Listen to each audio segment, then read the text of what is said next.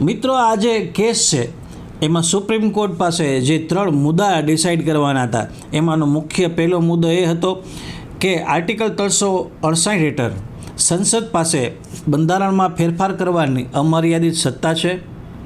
બીજો મુદ્દો હતો કે સરકાર કે સંસદ છે, પાર્લામેન્ટ છે, એ બંધારણમાં સુધારા કરી અને નાગરિકોના મૂળભૂત અધિકાર છે એને નાબૂદ કરી શકે, મૂળભૂત અધિકારોને છીનવી શકે।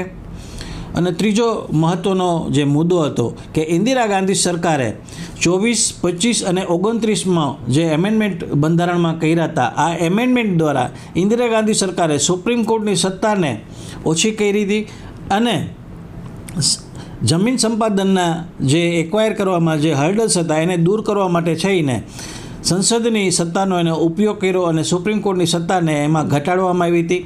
તો આ જે સુધારા કરવામાં આવ્યા છે એની માન્યતા છે એ ચકાસવાનો મુદ્દો છે એ સુપ્રીમ કોર્ટ સમક્ષ આ કેસમાં હતો। એટલે આ 3 મહત્ત્વના મુદ્દા સુપ્રીમ કોર્ટે ડિસાઇડ કરવાના હતા। મિત્રો, આ કેસમાં બંને પક્ષે ખૂબ જ જોરદાર દલીલો કરવામાં આવી હતી। એમાં જે કેશવાનંદ ભારતીજીના કેસને રિપ્રેઝેન્ટ કરતા હતા ભારત દેશના દિગ્ગજ વકીલ નાની પાલખીવાલા સાહેબ, અને સામે સરકાર પક્ષે HM શિરવઈ અને નિરેન ડે જેવા ધુરંધર વકીલો હતા।